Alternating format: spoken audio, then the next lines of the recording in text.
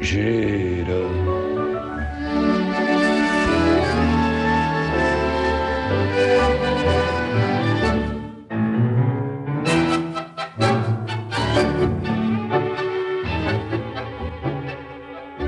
Claro, tiene usted razón. Pasamos bien, sí, lo pasamos bien. Fue una presentación estupenda, Santos. Me alegro, me alegro. Como no Estaba- podía ser menos, no se esperaba menos, ¿eh? Estaba nuestro Max Lacruz haciendo de hombre orquesta y repartiendo juego estupendamente, como suele en estas presentaciones. Y estaba la autora, claro, Laura Fábregas, que ha escrito Diario de una traidora, ¿no? Y que yo pues lo presenté ayer con mucho gusto, ¿no? Hubo gente estupenda además con nosotros y la conversación fluyó como en los grandes ratos de esta vida maravillosa que llevamos. Te voy a decirle una cosa divertida porque salió una anécdota, bueno, salió, la saqué yo, ¿no? Una anécdota que leyendo el libro de Laura me sorprendió muchísimo, ¿no? Se lo cuento rápido. Un periodista de mi generación, aunque más calvo, que se llama Jordi Barbeta, parece que un día le dijo un día estaban hace años ya en pleno proceso, no sé qué, estaba allí con Laura a punto de entrar en una tertulia de estas de TV3 y tal, de estas que traían a Laura en aquellos momentos. De cuota, ¿no? De cuota, más bien como de muñeco de vudú, claro, ¿no? Claro, Muñeco ya. de vudú, tal y cual, cosa que realmente está muy bien, ¿no? O sea, ser un muñeco de vudú, pero solamente exige una compensación económica acorde, ¿no? Claro. Porque yo esto siempre lo he hecho muy bien. Digo, no, si yo hago lo que sea, ¿no? Yo discutiendo, siempre digo, no, mire, yo cuando a veces hay algún entrevistador que pretende discutir conmigo, en alguna ocasión, ¿no? Son gente muy audaz, ¿no? Siempre les digo, mire, yo para discutir cobro. Claro. No me importa discutir, pero yo cobro, ¿no? Entonces, usted me está haciendo una entrevista, yo no discuto con usted. Usted me hace unas preguntas y yo le respondo. Cobro a veces quiere decir que también puedo cobrar en especies, en el sentido de la promoción de un libro, de la promoción de un texto cualquiera. Pero digamos que así, a puerta fría, a palo seco y tal, el hecho de que alguien venga y se te ponga a discutir, pues... O sea, discutir por amor, No. Y entonces, bueno, pues en esa especie de antesala antes de entrar en el plató de televisión a discutir, cobrando, este Barbeta, insisto, que yo lo conozco desde hace muchos años, va y le dice, oye, ¿tú eres muy amiga de Arcadio Espada? Y entonces ella le dice, sí, he trabajado con él además y tal, porque es verdad, durante un tiempo Laura Fábregas trabajó conmigo cuando iniciamos aquella cosa que yo hice del diario del año de la peste. Sí, ¿no? que la inició usted en México, por cierto. Ese blog. Blog Esa serie lo inició usted en México. ¿En México? En México. No me acordaba de esto. Para que lo sepa. Santos, menos mal que es usted mi memoria con patitas, ¿no? Después de una cena en el Pujol, para más enseñar. Bueno, pues en ese diario estaba colaborando, me ayudaba con los trabajos, pues Laura, ¿no? Y bueno, entonces pues ella le dijo, sí, lo conozco y tal y cual. Dice, ¿tú sabes que Arcadio Espada jugaba con los juguetes rotos que le proporcionaban los vecinos de la portería donde él vivía? Increíble. Entonces ella se quedó absolutamente perpleja de que... Entonces, claro, bueno, yo ayer le pregunto, pero a ver, porque claro, ella lo escribe y tal, y dice que me pareció un comentario absolutamente fuera de lugar, clasista, bueno, etcétera.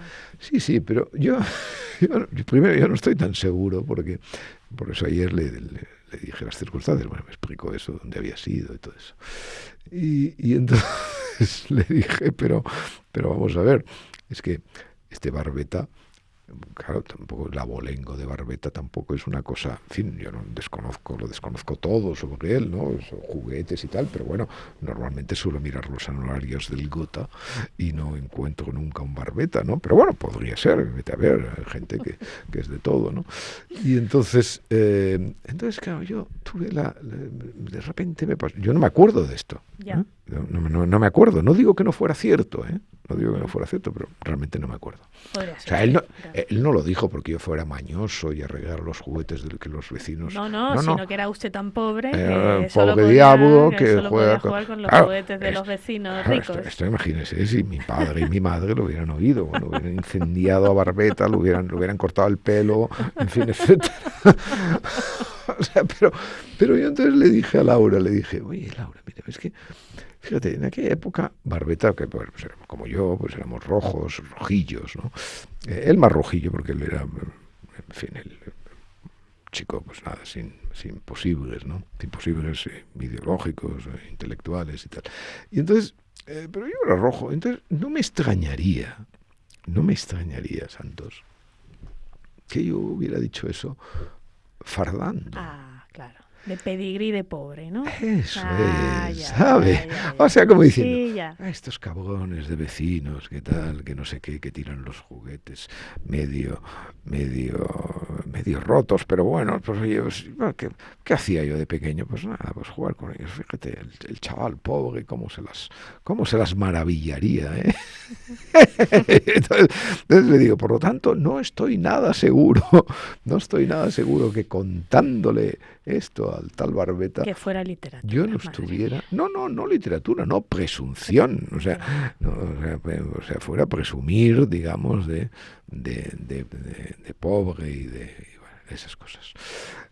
Por lo demás, pues fue una presentación estupenda, como ya le digo, y nos lo pasamos magníficamente. Y que fue, fue pues lo mejor que podía haber pasado después de la sesión del Congreso que tuvimos ayer.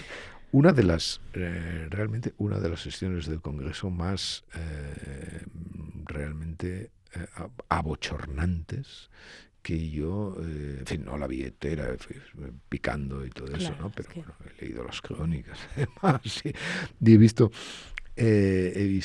primero, de todos modos tiene interés primero. Yo creo que va a llegar mucho más abajo si esto dura, ¿no? Pero creo que es el momento en que el presidente del gobierno ha mostrado su faceta más hundida, ¿no? O sea, ya no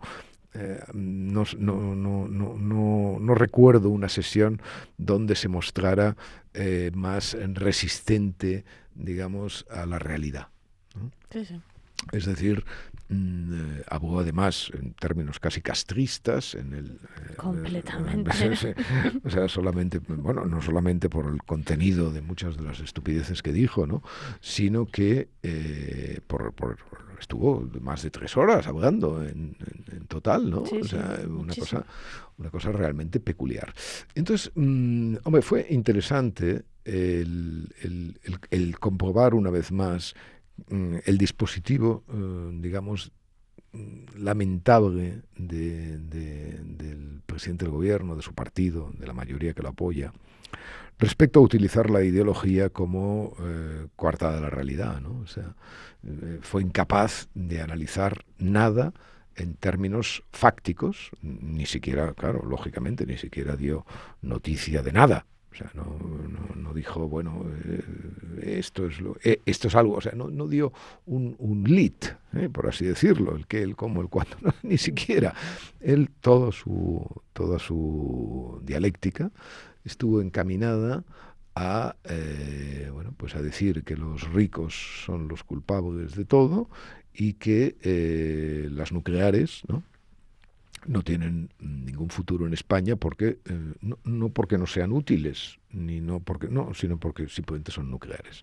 Ya hemos hablado en nuestras conversaciones muchas veces, creo, sobre este asunto, pero hay que volver a repetirlo. El paradigma nuclear es un paradigma que no se puede sostener, insisto, una y otra vez, desde el punto de vista de la eficiencia, de la eficacia. Por supuesto, es una fuente de energía perfectamente homologable, que evidentemente tiene sus riesgos y tiene sus problemas, como tantas otras, y que la mayor parte de su oposición es puramente ideológica, política, cultural, cultural en el sentido distópico, ya lo dijimos la otra vez. Bueno, pues parecía que el presidente del gobierno nos hubiera escuchado, en el sentido de que, por supuesto, construyó un discurso basado en esa figuración, ¿no? Y en mentiras, como decía que en España no había uranio, ¿no? Cuando tiene una de las mayores reservas de Europa, pero no se puede explorar por ley. Claro, exactamente. Eso sí es una cosa. Y otra yo puse en mi blog, porque tuve como una especie de revelación, ¿no? Cuando dijo esto, inmediatamente me puse a escribir. Digo, tiene razón el presidente del gobierno en que no hay uranio en España. Lo que hay es mucho uranismo, como supo bien su suegro, en paz descanse, ¿no? Mucho uranismo, ¿no? Es un ismo verdadero, Santos, es un ismo verdadero, ¿no? Además nace de las entrañas de la tierra, ¿no? Bueno, entonces esa construcción, digamos, de la ideológica, ¿no? Pues claro, hace aguas por todas partes, porque claro, a la hora de decirle, bueno, muy bien, pero ¿esto que pasó qué fue? O esto que va a volver a pasar. Dice que va a tardar en saberse qué pasó. Sí, claro. Bueno, ya nos han explicado todos los especialistas qué pasó, pero él dice que va a tardar en saberse. Estoy de acuerdo, pero bueno, ahí hasta se le daría el beneficio de la duda, ¿no? O sea, saber qué pasó, ¿vale? Pues algún día lo explicará. Por supuesto, ya sabe usted que estamos esperando todavía el libro blanco de la pandemia, claro, para saber qué pasó entre el gobierno y el virus, ¿no? Pues ahora queremos saber entre el gobierno y tal, pues bueno, a lo mejor se dilata. Y luego esa especie de no abandono, digamos, de las tesis conspiranoicas, ¿no? O sea, de la tesis de que efectivamente hubiera habido un hackeo, de que hubiera habido una... No lo abandonó. O sea, no. O sea, no. Él deja, ¿no? Hace lo que escribí en una columna hace tiempo, ¿no? Que siempre esconder la bolita. O sea, él es un trilero, entonces, claro, la bolita es la realidad. Entonces él la va escondiendo con su cubilete de ideología, de sandez, en el fondo, ¿no? Porque en realidad todos estos argumentos pues se deshacen. Bien, no fue solo el presidente del gobierno el que estuvo mal ayer. A pesar de que su réplica fue mejor, la réplica de Feijóo, el presidente del PP, yo creo que Feijóo tiene un problema a la hora de encarar este asunto. Él se mueve. Encarar este asunto quiere decir no el asunto que ayer se debatía, ni la defensa, ni el aumento de la defensa, ni el aumento del presupuesto de la defensa, ni la luz, ni el apagón, no. En general, él tiene un problema relacionado con cómo hacer la oposición, digamos, concreta, ¿no? Ya dijimos el otro día que es muy posible que llegue al poder a base de la putrefacción del enemigo. O sea, no es aquello de que pase el enemigo, esté esperando a ver el cadáver del enemigo, no, es que está esperando a ver su putrefacción, porque en realidad es una putrefacción lo que está sucediendo, ¿no? Pero él tiene un problema, ¿no? Hay una frase textual que llegó a decir ayer: España funciona muy bien en todo lo que no tiene que ver con el gobierno. Bueno, esa es una frase, en fin, se le perdona por la demagogia implícita asociada a un debate parlamentario y una réplica, y bueno, etcétera. Las cosas pues forman parte de la retórica y tampoco vamos a pedir peras al olmo. Pero el problema en Feijóo es el fondo de esto, porque en realidad en España funcionan mal bastantes cosas que ni siquiera tienen que ver con el gobierno, o por lo menos no tienen que ver directamente con el gobierno, o tienen que ver con las gestiones de muchos gobiernos anteriores y con su materialización o con su encarnación de ahora, contemporánea, ¿no? Pero el problema de Feijóo es, ¿cómo describo yo un país que está en decadencia? Que está en decadencia, digamos, o sea, que está en decadencia, sin ofender a los clientes. Claro. Pero, o sea, el problema de la política, y el problema de la política cuando se hace oposición, es siempre este. Porque, claro, Sánchez, ya debatimos, ya describimos el otro día su manera de trabajar, digamos. O sea, sois un país, bueno, lo que dijo el pobre hombre sobre hubo un 24 menos de siniestros. Sí, bueno, semáforos. De semáforos, claro, pero mucho amor y digamos otras cosas. Pobre hombre, desdeñando evidentemente cualquier precaución fáctica sobre el número, la disminución de la circulación. Bueno, en fin, es igual. O sea, ¿no? el conato de prudencia, bueno, todas esas cosas, en fin, que son fácticas, científicas, evidentemente, ¿para qué vas a ponerte a discutir con un sonámbulo de esta naturaleza, ¿no? Pero en realidad, volviendo a lo que estábamos diciendo, claro, el presidente del gobierno puede hacer esa adulación constante de la cuestión, porque al fin y al cabo, pues, ¿qué más le da? O sea, él está aupado en su mayoría, él no va a decir, no, es que todo va mal, empezando por el gobierno y siguiendo por los españoles, ¿no? Pero claro, Feijóo está obligado a decir, bueno, porque además es verdad que el gobierno incumple los mínimos, o buena parte de los mínimos de eficacia y de moralidad que se presuponen a su obligación ejecutiva, pero al mismo tiempo tiene que decirle a los españoles, chavales, estamos muy jodidos. O sea, estamos en una crisis de la que hay que salir. ¿Sabe aquello de arrimando el hombro, aquella especie de... Hoy todo eso ha desaparecido. ¿Se acuerda que la épica? Pero esto no hace tanto, ¿eh? Esto en la crisis última financiera, el hecho de esta llamada, digamos, al esfuerzo, al sacrificio, a la conciencia de que estábamos atravesando un momento extraordinariamente difícil, se manifestaba en sintagmas como este. Bueno, hay que salir adelante, hay que arrimar el hombro, hay que sacrificarse, hemos de perder. Vamos, yo recuerdo justificaciones respecto a las bajadas de sueldo, de las cuales algunos padecimos en aquel momento, suficientemente graves. Y entonces había como una especie de decir, bueno, joder, el momento es realmente difícil, ¿no? El momento es, no, ahora no hay nada de esto. O sea, Feijóo puede decir que todo está, todo lo que está en manos del gobierno. Pero todo lo que está en manos del gobierno es mucho, directa o indirectamente. Entonces, o sea, esto del regeneracionismo que tiene tan mala, es tópico y es cansino, y además tiene una mala prensa histórica, ¿no? Por donde nace y cómo nace. Pero realmente, de vez en cuando, los políticos tienen que galvanizar a sus electores, ¿no? Galvanizar es la palabra, ¿no? O sea, tienen que ponerlos en tensión, tienen que decirle a los ciudadanos la verdad, ¿no? Y tienen que decirle a los ciudadanos la verdad que también les afecta a ellos, o sea, les afecta a ellos y los hace responsables, ¿no? Tienen que decirles, hombre, este es un momento del que no se va a salir solamente con el cambio de una mayoría. Yo he hecho a faltar ese discurso.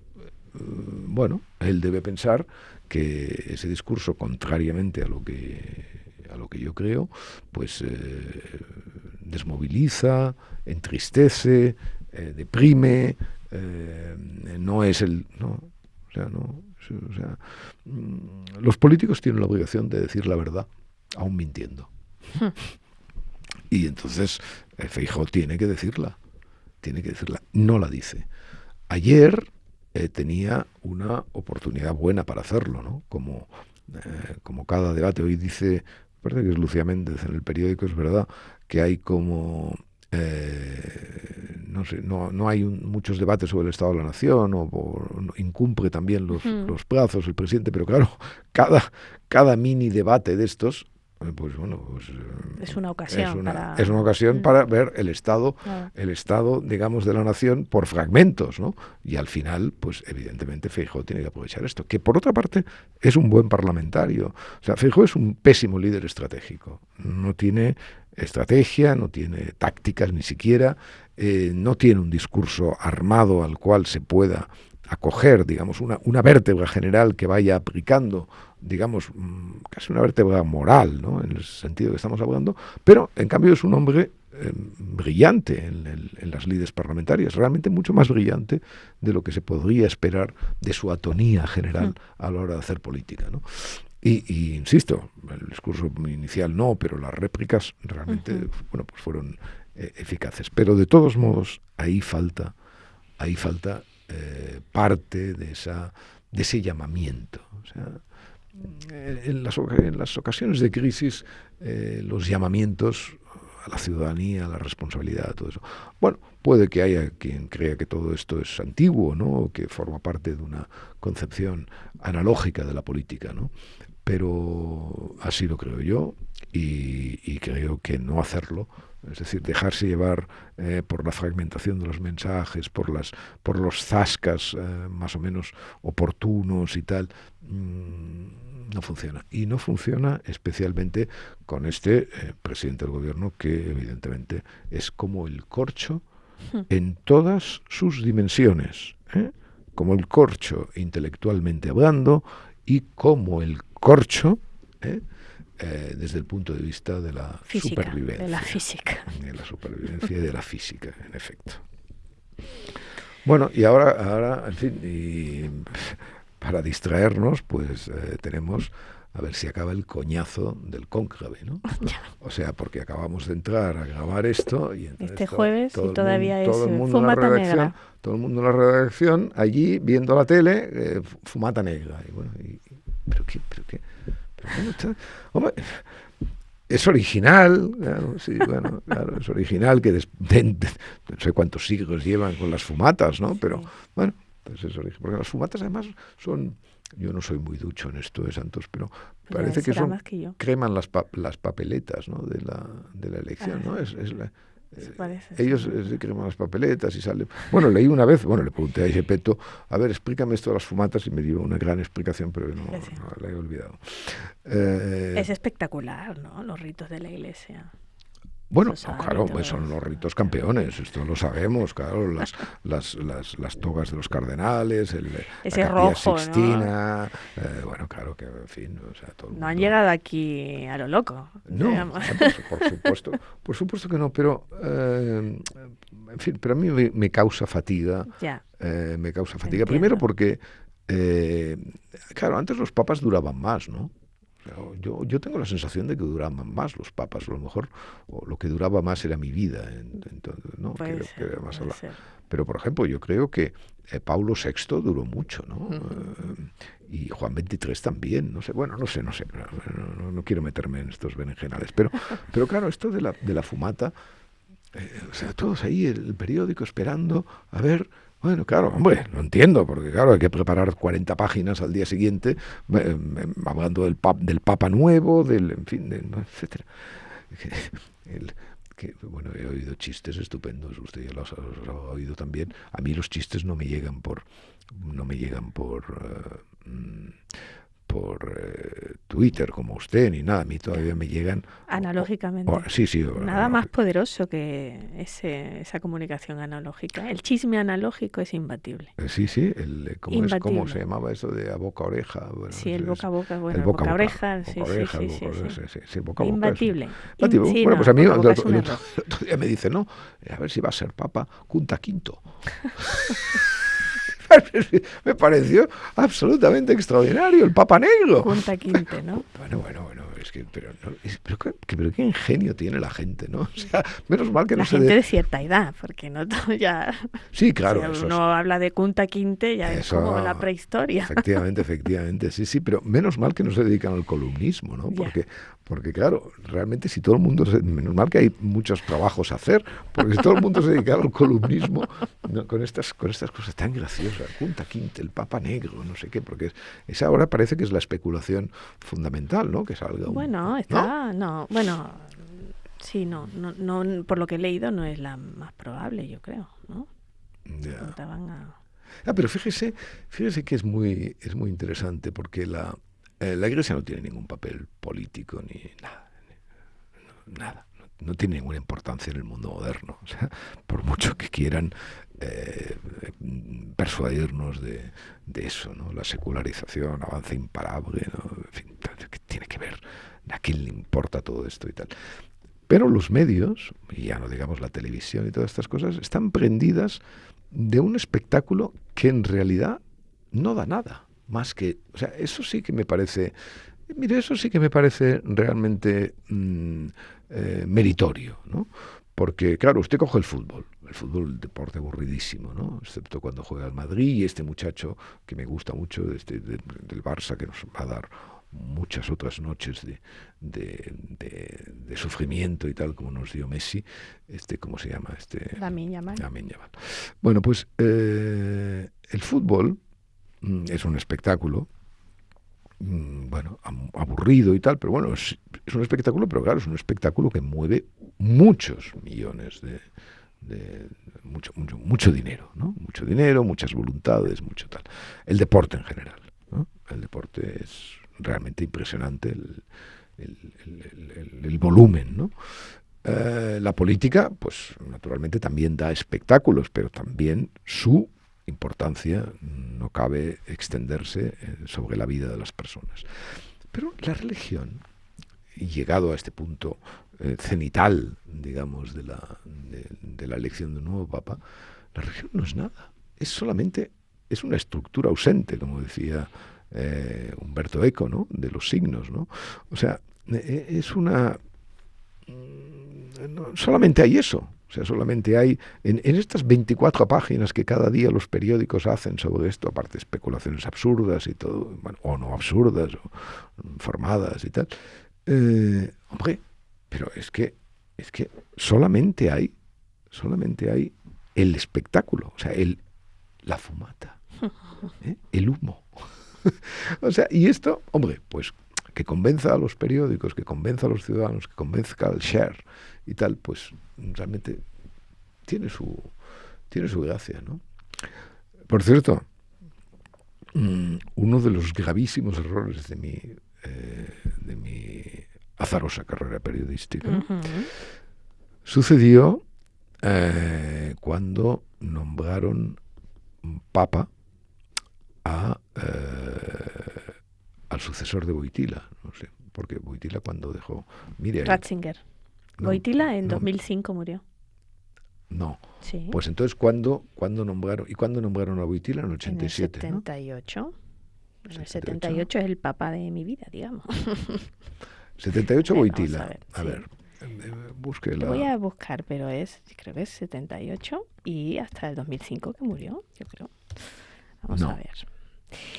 El 16 de octubre del 78. Vale, y entonces y su muerte en 2005, como yo le estoy diciendo, 2 de abril de 2005. 2 de abril de 2005, sí. O sea, 78, 88, 98, 27 años. Uh-huh. Bueno, no, hace 20 años que murió el Papa Juan Pablo II. Vale, pero entonces que dicen que mataron y todo, este Papa efímero... este es Pablo VI, ¿no? El antecesor. No, ¿Cómo se llama? VI, no. ¿Cómo se llama? Sí, el antecesor. Claro, es que yo no tengo... Nos estamos metiendo en un jardín. En un jardín pero terrible. Las fechas que primeras se las dije bien. El antecesor. Se ponga un poco de música, a ver si... Ponga un poco de música. Juan Pablo I debe ser. Sí, claro. A ver. Bueno. Mire, no puede ser. No, ponga música. ¿Pero por qué dice que fue un error? En Ponga el 78 música. usted ya estaba Ponga trabajando. música, ponga música. A ver, Juan Pablo I, exactamente, aquí lo tengo, perfectamente. Juan Pablo I fue papa. Fue papa en el 78. En el 78 Juan Pablo II. No, y Juan Pablo I. Porque fue breve, Claro, fue efímero, efectivamente. Bueno, pues yo, efectivamente, con la nominación de Juan Pablo II, o sea, el Papa Wojtyła, cometí uno de los más graves errores de mi carrera periodística, porque alguien que no puedo revelar, me filtró su nombre. Qué bueno. Una persona muy instalada en la curia, y me dijo, mañana saldrá papá, y yo no le hice caso. Me pareció que era, no que era una intoxicación, sino que era un ejercicio de buena voluntad para darme a entender que él sabía y tal y cual. Lo acertó. Pues sí. Bueno, así es la vida. Qué ¿no? cosas. Qué cosas. Bueno, vamos a ver una cuestión. Llegado a este punto, en el que usted ya se pierde con los papas y no sabe, etcétera, etcétera. Hace muchos años ya que no sigo esos hábitos. La voy a volver a la realidad. A ver. Con el nuevo capítulo de la vida de, por favor, sí. De Piquet. A partir de una noticia aparecida en el Economist el 7 de mayo de este año de gracia de 2025. Porque se suele decir, dice el Economist, que los perros se parecen a sus amos, ¿no? Es decir, que los hombres feos y musculosos compran pitbulls y las abuelitas delicadas compran chihuahuas, ¿no? Pero hay unos investigadores alemanes que han descubierto que el tópico no solo es cierto, sino que también se aplica a las personalidades de los dos. Los tímidos tienen perros a los que no les gustan los desconocidos. Los perros dóciles tienen amos bien encarados. Este descubrimiento encaja con los estudios de psicología que dicen que buscamos gente que se parezca a nosotros. Claro. Increíble. Siempre. Es maravilloso. Es maravilloso, ¿no? Esto. ¿Y a usted que no le gustan los perros? Los punks buscan punks y los valoran más positivamente que al resto, y las mujeres con el pelo largo piensan que los perros de orejas largas son más listos y amistosos. ¿Quién me contó todo esto la otra noche en una charla cariñosa? Pues nuestro Piquet, claro. Diciéndome, si eso lo hacen los perros, ¿qué harán los cerdos? ¿Y qué haré yo contigo? Y es que, amiga mía, cuando el cerdo quiere ser jamón... Solo puede ser Joselito. Bueno, ¿y qué me dice,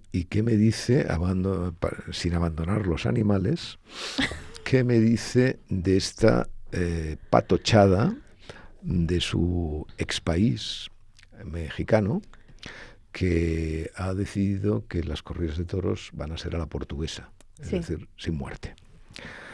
El Consejo de la Ciudad de México, ¿no? Ha aprobado, el Congreso de la Ciudad de México ha aprobado la ley. Podrían haber decidido que la vida estaba prohibida la muerte en la vida de México, digamos, ¿no?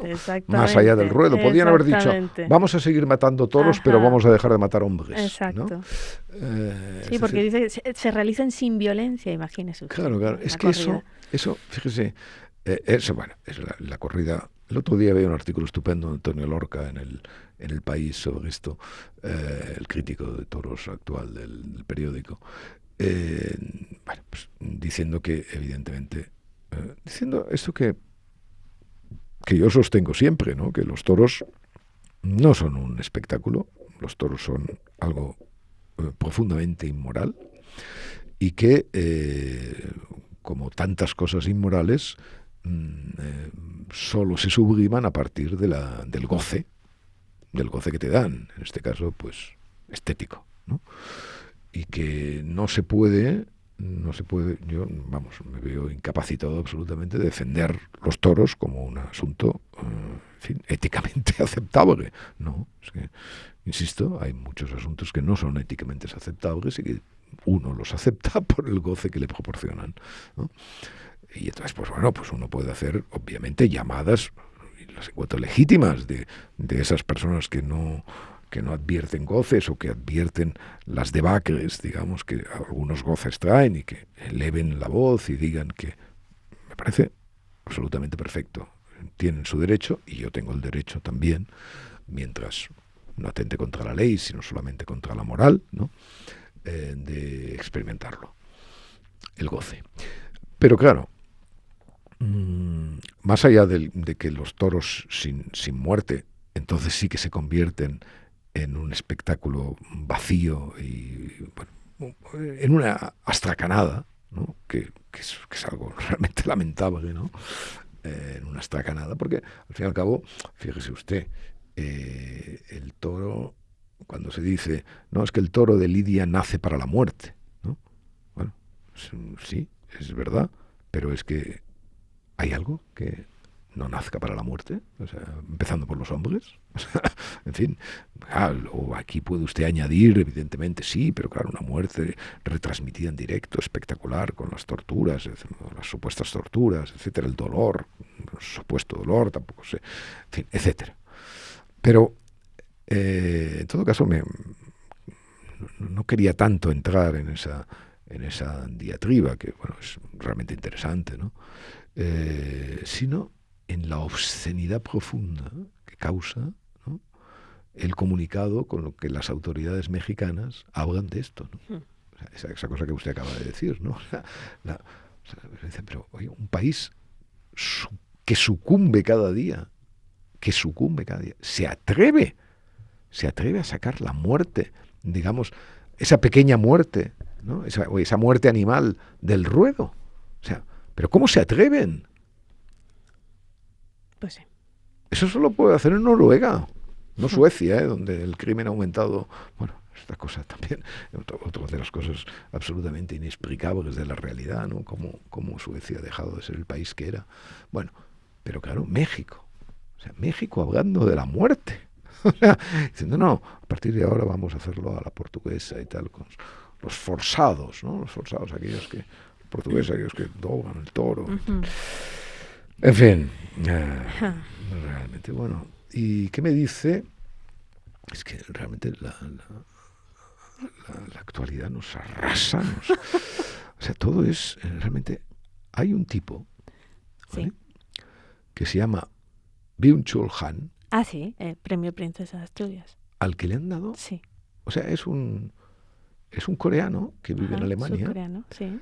Que le han dado el premio Príncipe de Asturias de Comunicación y Humanidades. Y he leído en el País que a propuesta de Antonio Lucas. Ah. Sí, que parece que formaba parte del jurado, lo propuso, no sé. Sí, es curioso, tiene mucho que ver, ¿no?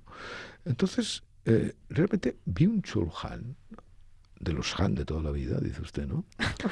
Le han dado el premio más importante, el premio intelectual más importante de este país, ¿no? Bueno, uno de los más importantes, ¿no? Sí. Los de Comunicación y Humanidades son siempre premios realmente bastante singulares, ¿no?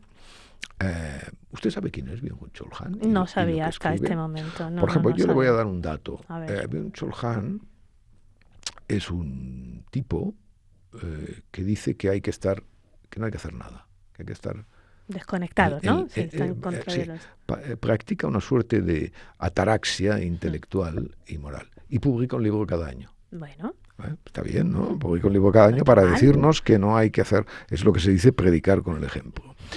Pero ha llegado el momento de que yo le dé a usted una pincelada más profunda de su pensamiento. El País, 9 de octubre de 2021. Dice Byung-Chul Han: todo dispositivo, toda técnica de dominación genera artículos de culto que son empleados para la subyugación. Así se afianza la dominación. ¿Va captando los ripios? el smartphone es el artículo de culto de la dominación digital. Como aparato de subyugación, actúa como un rosario y sus cuentas. Así es como mantenemos el móvil constantemente en la mano. El me gusta es el amén digital. Seguimos confesándonos. Nos desnudamos por decisión propia, pero no pedimos perdón, sino que se nos presente atención. Pienso que la digitalización y con ella el smartphone nos convierten en depresivos. Hay historias de odontólogos que cuentan que sus pacientes se aferran a su teléfono cuando el tratamiento es doloroso. ¿Por qué lo hacen? Gracias al móvil soy consciente de mí mismo. El móvil me ayuda a tener la certeza de que vivo, de que existo. De esa forma nos aferramos al móvil en situaciones críticas, como el tratamiento dental. Yo recuerdo que cuando era niño me aferraba a la mano de mi madre en el dentista. Hoy la madre no le dará la mano al niño, sino que le dará el móvil para que se agarre a él. El sostén no viene de los otros, sino de uno mismo. Eso nos enferma. Tenemos que recuperar al otro.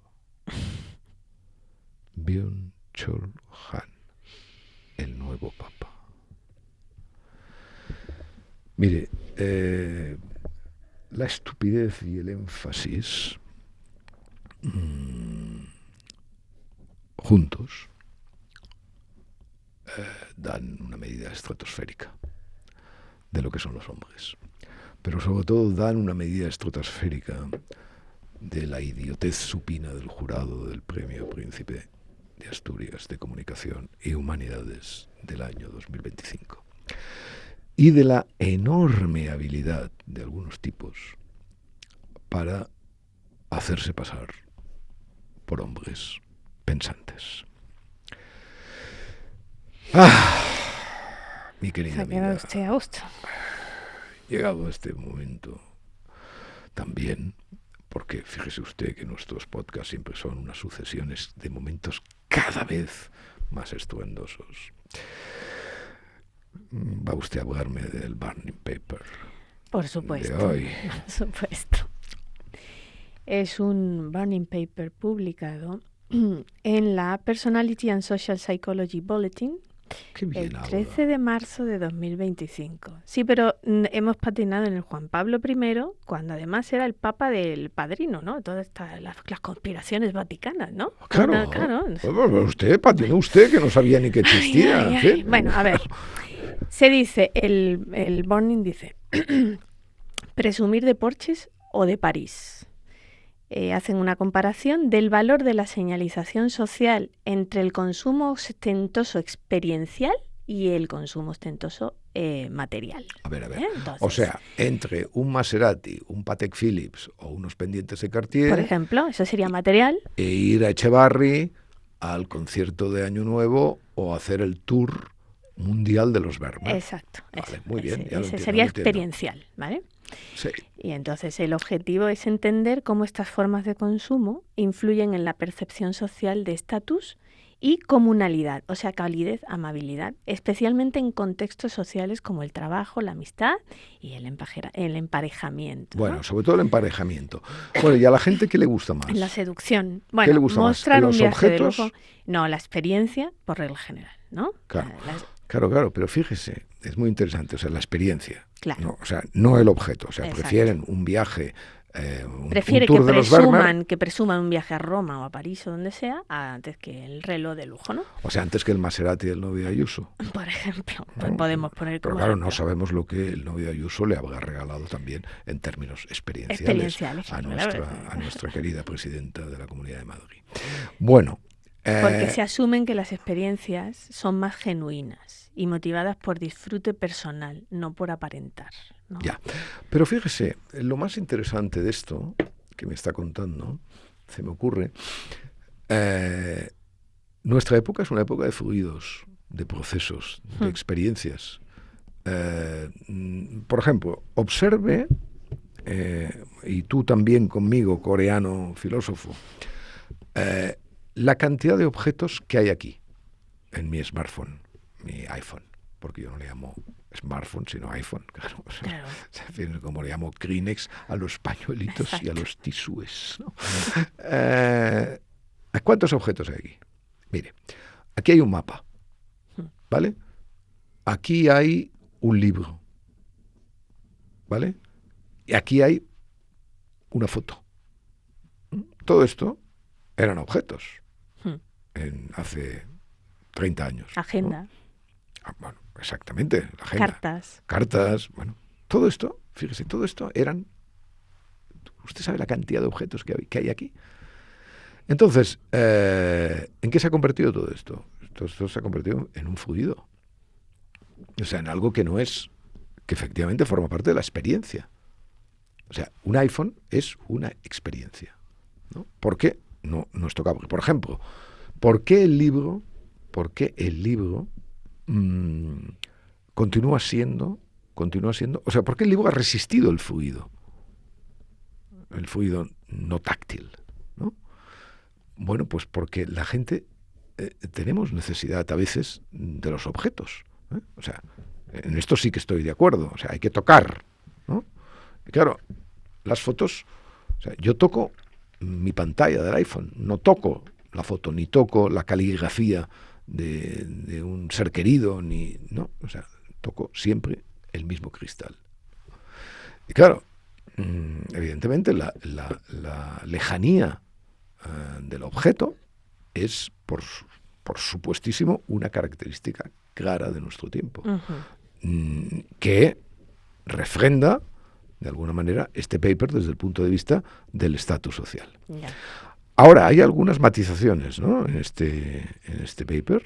Sí, si es muy obvio que se presume del viaje solo para impresionar, ahí se pierde puntos, ¿no? O sea, postureo, ¿no? Bueno, o sea, el postureo se castiga, ¿no? Claro, bueno. No sé. Pero hay una cosa que leo aquí que está muy bien. Y si disfrutas en soledad estas experiencias, también mal, ¿no? Claro, porque... Vale. O sea, que a ver, si tú vas a un tour privado por el Louvre, después del horario de cierre, y subes un selfie a alguna plataforma, pues eres un friki pretencioso, ¿no? Sí, a parecer, sí.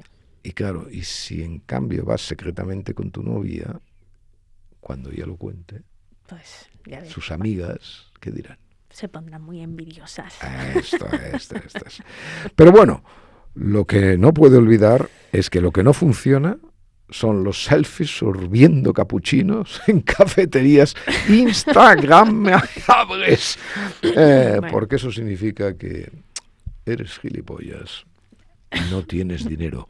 Esas dos condiciones van juntas, ya. Pero no siempre. No siempre juntas, queridas actos. No siempre. No lo olvide. No. Al mundo nada le importa.